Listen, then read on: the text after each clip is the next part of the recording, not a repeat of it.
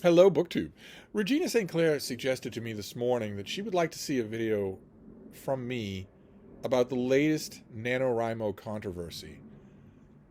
And I responded to her by saying, well, surely everybody is having the exact same reaction to the latest NaNoWriMo controversy, so that my reaction wouldn't be anything special. But the more I've thought about it in the course of the day, ruminative dog walks, the more I've thought that it's a good idea to do for a number of different reasons. One of which, and I would have thought maybe the smallest of which, is that I did not actually comment on the last NaNoWriMo controversy, the one from last year. I was, as one of you put it, conspicuously silent on the subject. Again, it's because I thought at the time that the responses were all universal. There were no dissents. So what good would it do? But I see now that there's a dissonance there when these controversies are happening and I'm not commenting on them, while at the same time I am being vocally enthusiastic supporter of NaNoWriMo. Now, for those of you coming to this video and don't know what I'm talking about, NaNoWriMo is an event that happens every year. It's National Novel Writing Month, where in the month of November, hundreds of thousands of people around the world come together, metaphorically, to do the impossible, to do the insane, to write a 50,000 word first draft of a novel in 1 month. So that boils down to a little bit less than 1,700 words a day. And in the ye olden pre-COVID days, there were in-person write-ins where you could show up with a blanket, your pajamas, a bowl of your favorite snacks, your writing materials, in your local neighborhood with a group of other people who were also there to just go and write. But even if you didn't do that, NaNoWriMo presented an incredible sense of community for what is an incredibly solitary activity. And I loved it for that. That's what originally drew me to it, is that it seemed like a wonderful, constantly expanding community of writers who, at the very least, even if they didn't have an in-person drop-in to go to, knew that they were not alone. They knew that they were working at breakneck pace on a novel, and that there were lots of other people out there who were working on it with them, doing the same thing, having the same troubles, the same setbacks, the same need for Preptober, where you prepare your work, the same horrible Heartbreak Hill at the 2-week point of NaNoWriMo that almost everybody encounters at the same time in the same way, where the bloom of your project ends and you still have to just gut it out all the way to the end of the month. I saw that happening. I watched it happening as it grew, and I loved it. I loved all that it did for writing, all that it did to encourage people to write. The whole point of NaNoWriMo, the whole point of nearly 1,700 words in a day, is that you have to turn off your internal editor, or you won't get that word count done. And that's a very valuable thing that I have been trying to teach to writing students forever. Writing and editing are two completely different activities. As you can tell by the fact that you can't hire anyone to do your own writing, but you can hire someone to do your own editing. Or can you hire someone to do your own writing? Well, that brings us right away to NaNoWriMo and scandals. But before we get to this latest scandal, we should talk a little bit about the last one, about the scandal last year that I avoided talking about. It was a mess. There's all sorts of blog posts and Twitter threads and whatnot that you can read up on the subject if you want to. But it's important to know that NaNoWriMo is not just an event. It's also an organization that makes a lot of money. It has a board of directors. It has all sorts of supervisors and whatnot. And down lower on the rung of that command structure are forum moderators. NaNoWriMo has a lot of forums where people can log in. I've done it myself many, many times. Sure, a lot of you have. To all sorts of different forums for all sorts of different aspects of writing, different kinds of writing. Maybe you're writing, you want your NaNoWriMo project to be a murder mystery. And maybe you've decided that it's going to revolve around a poison. Well, you would go to a NaNoWriMo forum in order to ask questions about that. I need a poison to act in a certain way for my plot to happen. A lot of you are more experienced on this sort of subject than I am. Tell me all about it. Or maybe you're doing a piece of historical fiction and you need to know about siege equipment. You go to a NaNoWriMo forum and just ask the question. They were invaluable in that way. And they were moderated, of course. Those forums were moderated. And last year it came to light that the moderator of one forum, specifically aimed at young readers, was pushing them to go off-site to the moderator's own site, which was explicitly sexual. And I won't say alleged here. It was pretty obvious that the person did that and was doing that. And if you are presented with that, imagine yourself as a higher-up, a director at NaNoWriMo, the organization, not the event. And you're presented with an actual readable paper trail of that happening. Records screenshot in real time. What is your response to that going to be? Everyone listening to me is thinking the same thing. Fire that person and apologize. Promise to do better, install a new moderator, vet that moderator heavily, and show your vetting. Simple. That is just so easy. You don't need to be skilled in public relations or anything like that to know that's exactly what you do. Fire that moderator, apologize, install a new moderator that you have publicly vetted so that everybody knows who they are. Simple as that. That's the most damage control you can do in a situation like that. NaNoWriMo did the exact opposite. To such a horrifyingly inept and even maybe iniquitous degree that it was not possible to defend their actions. They did the exact opposite. They started scrambling to remove evidence, started scrambling to clean up their own end of culpability, and started to ban complainers, started to ban the accusers. And then finally decided to just go scorched earth and delete the forums altogether. A ridiculously bad reaction to that situation. And I didn't talk about it because A, I thought the correct response is obvious here, so there's no real debate.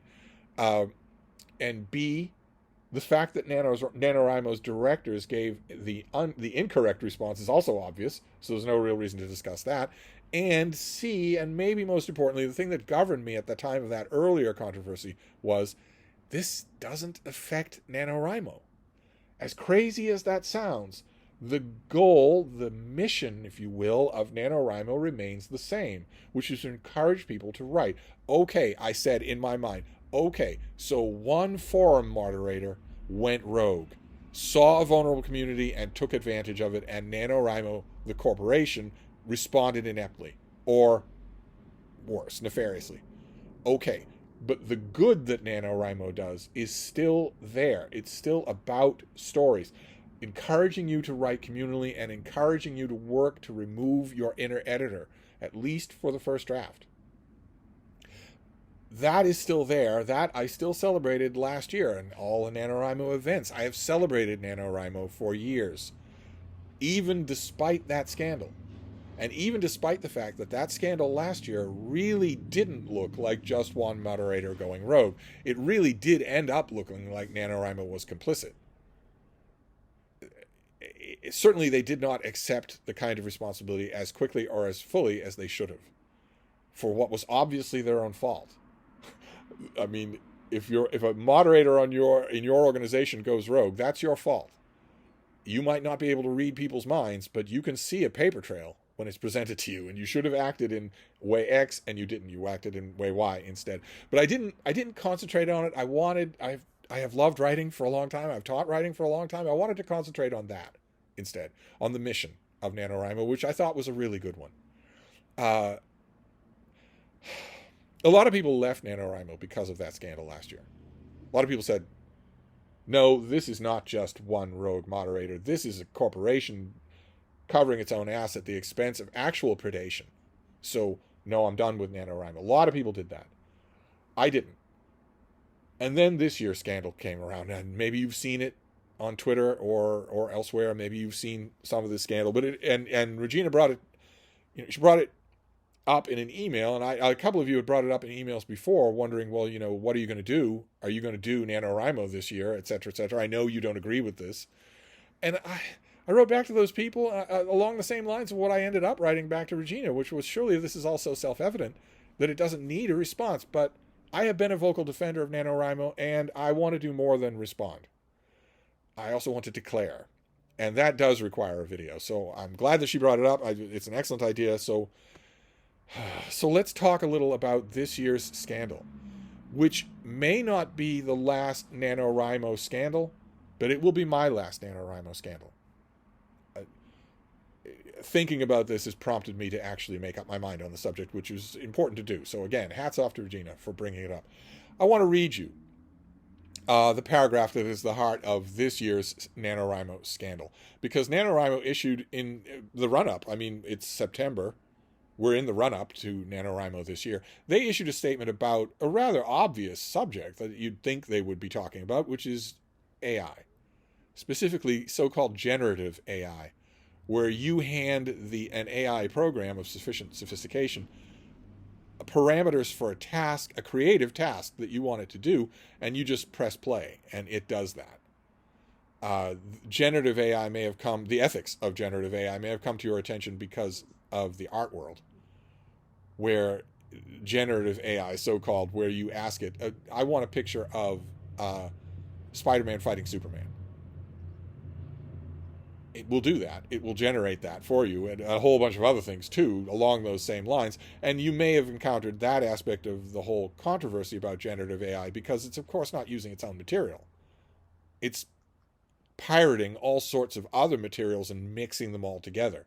Sometimes not all that well, so that the original components are easily identifiable. That has been roiling in the art world forever and ever. But generative AI can be used everywhere. You now see it everywhere. YouTube uses it. Google uses it. If you do a Google search, the very first thing you will get will be an AI summary of the results you then have to go and look at. And companies use it. It's putting people out of work. It is a massive, massive new thing.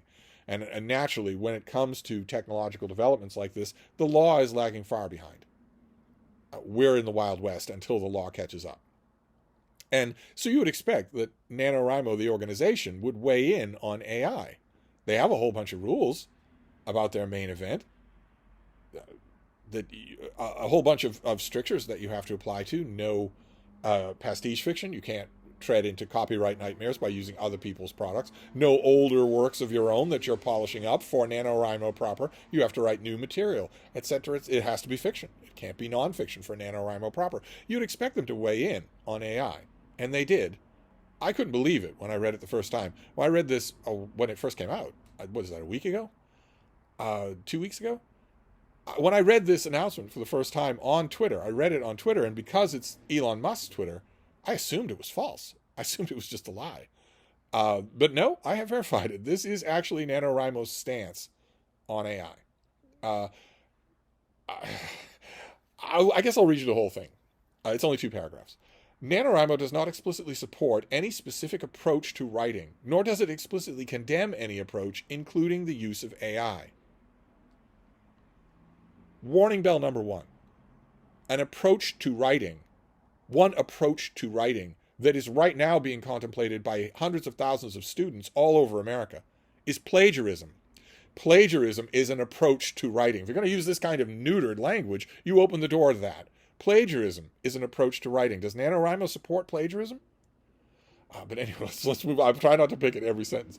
NaNoWriMo's mission is to, quote, provide the structure, community, and encouragement to help people use their voices, achieve creative goals, and build new worlds on and off the page, close quote. That's a quote from their mission statement. We fulfill our mission by supporting the humans doing the writing. Please see this related post that speaks to our overall position on non-discrimination with respect to approaches to creativity, writers' resources, and personal choice. You'd be wondering where on earth that mention of discrimination comes from, and you're about to get that full in the face with the second paragraph. This second paragraph is the thing that's at the heart of this new NaNoWriMo controversy. It's the thing that has been cut and pasted and used and responded to 1 million times on Twitter by now, and 1 million times off Twitter. And it's this. We also want to be clear in our belief that the categorical condemnation of artificial intelligence has classist and ableist undertones, and that questions around the use of AI tie to questions around privilege.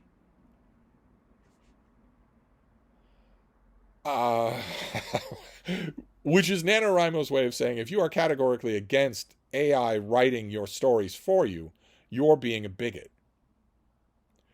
You're being classist and ableist.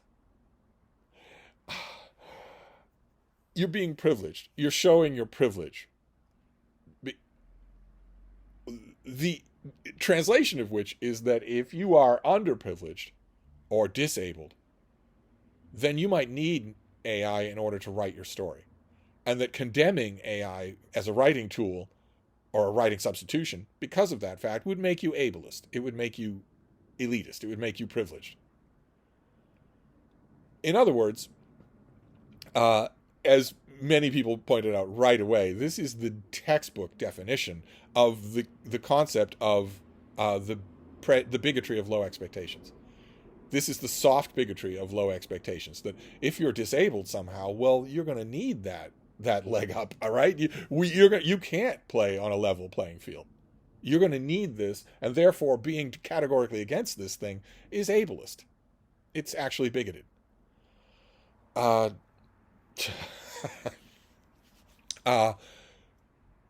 the saying goes, the internet went crazy. When this came out, the internet went crazy. This is NaNoWriMo in one paragraph touting the community aspect of their own mission, and in the very next paragraph saying that they wholeheartedly endorse AI generating prose. I'm assuming I don't need to draw a roadmap of how those two things contradict each other. If you are pressing a button and telling an AI to get you past your writing problems, not only are you not confronting the challenges that will make you a better writer on your own, but you are certainly not using a community. You have abandoned any sense of community in order to do that. Think about those forums that I mentioned. Before they were a playground for predators, they were a perfect demonstration of the community aspect of NaNoWriMo. I'm having a real tough time. There were communities devoted to people who were snagged, not any particular subject, locked room murders or how does an ox work in a field or anything like that, but just I'm snagged. I've hit a wall. I'm coming to this community to say that and ask for encouragement or your trick to get around a snag or whatever. And it worked. Those forums worked. You were immediately bombarded with answers from all over the world from people doing the same thing you're doing and maybe having the same problems, encouraging you to get around them and coming up with tips. Well, you can't, on the one hand, tout that reaching out to an actual human community, and on the other hand, wholly endorse an AI writing tool where you get to a snag like that and say, what should I do? Do it for me. And the AI will instantly do it. Those two things contradict each other. One is all about the community of writing and also about the blood, sweat, and tears individual activity of writing. And the other is about subverting that entirely. Just get a computer to do it. Get a program to do it for you. That's really bad. To me, I don't know. I know that a lot of you will probably abandon NaNoWriMo last year, but to me, this feels even more fundamental than that. The scandal last year was a scandal about community and trust, which is really important if you're an organization like NaNoWriMo and you're building your entire brand on community. That's really important. But this is about whether or not people are writing at all. This is about writing. Literally the heart of NaNoWriMo. This is about writing. They are wholeheartedly in favor of AI writing stories. So, I mean, this is as close as they can possibly come to saying you are perfectly encouraged to let AI write your story for NaNoWriMo this year.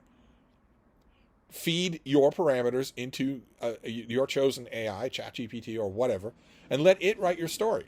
Tell it to break your story down into 1,667 words a day installments. Tell it to break your story down into chapters. Tell it the names of your characters, or have it generate those names, have it generate place names. Get it to do that work. This is NaNoWriMo, the organization, saying we're okay with that. Because if we weren't okay with that, we'd be bigots. We'd be on the wrong side of history. Yikes. Not a good look. Read the room. This is blasphemy.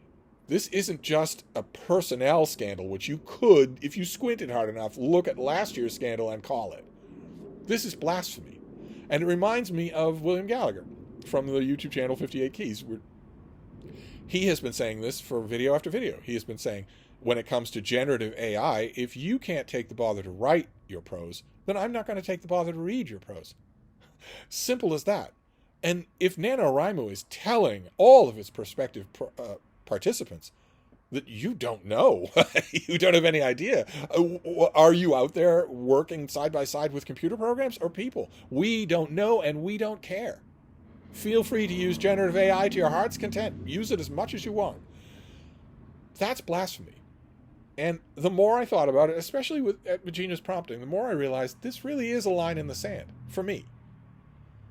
I was so caught up in the momentum of believing in NaNoWriMo's larger mission that I was almost willing to just swallow this too, like I did last year. I shouldn't have swallowed the scandal last year at all. It showed a bad company. It showed bad faith. And I'm definitely not going to swallow this one. Because among the many, many, many, many other cautions involved here is one that Regina brought up herself. And of course, it was one of the first things that come to my mind. And I looked online. Everybody has been thinking about this particular aspect of this new scandal. When you are done with NaNoWriMo, in order to officially win, you must submit a Word document of your manuscript to NaNoWriMo's website so that they can do an official word count. The rest of it is just the honor system. I can't imagine why anyone would violate the honor system on such a thing, but the rest of it is just the honor system. You still win NaNoWriMo if you get to 50,000 words, but the only way to win it officially is to submit your manuscript to NaNoWriMo so that they can verify the word count. Regina was saying she's very glad she never did that. I've never done that. And I can imagine that right now, a lot of the people out there who have done that are horrified.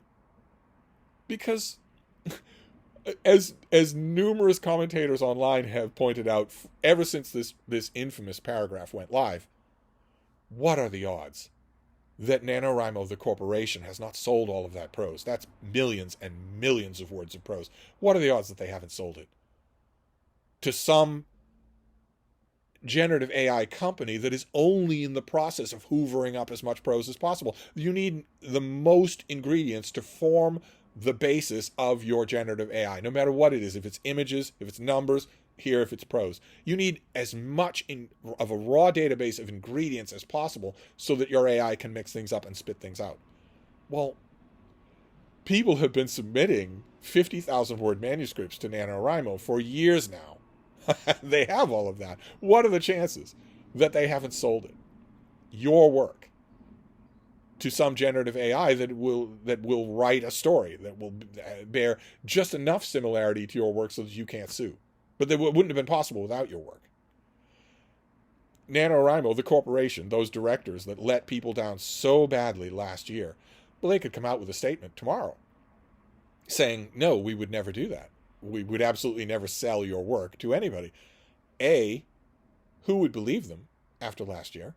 And B, how do you know that AI didn't write that statement? Oh, it's just an endless downward gyre of distrust for a company, a corporation that could scarcely afford to lose any more trust.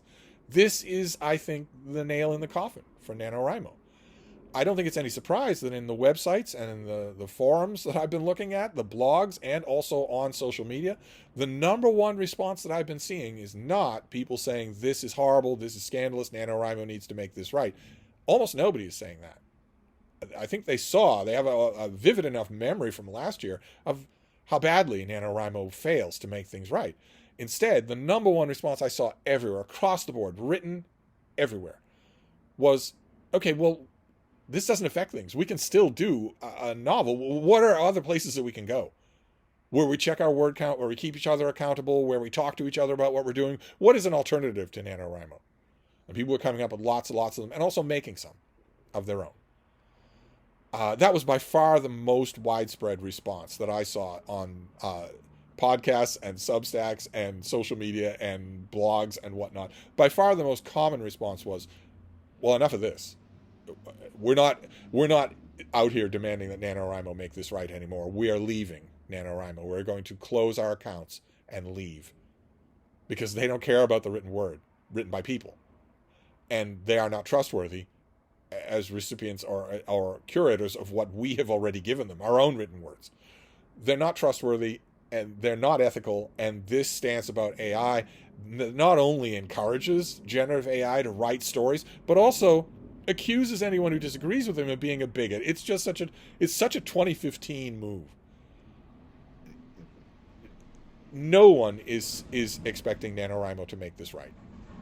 Instead, people are saying, well, all right, I'm done with NaNoWriMo. I will cancel my account. What will I do instead?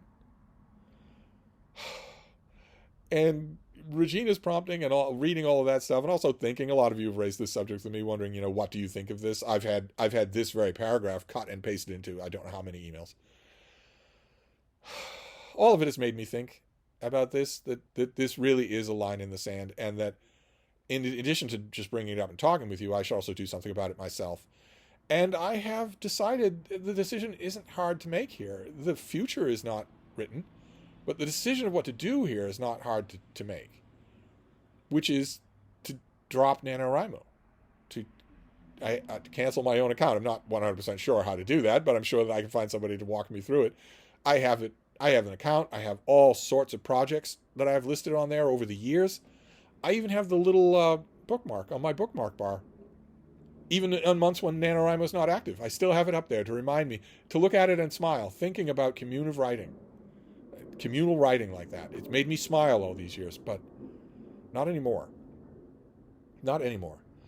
So, what I'm going to do is fairly simple. I'm going to drop NaNoWriMo. I'm going to cancel my NaNoWriMo account. I'm not going to engage in NaNoWriMo, which is a little awkward because this year, for the first time ever, I actually have a pinky promise NaNoWriMo shared project with the author Janet Wertman.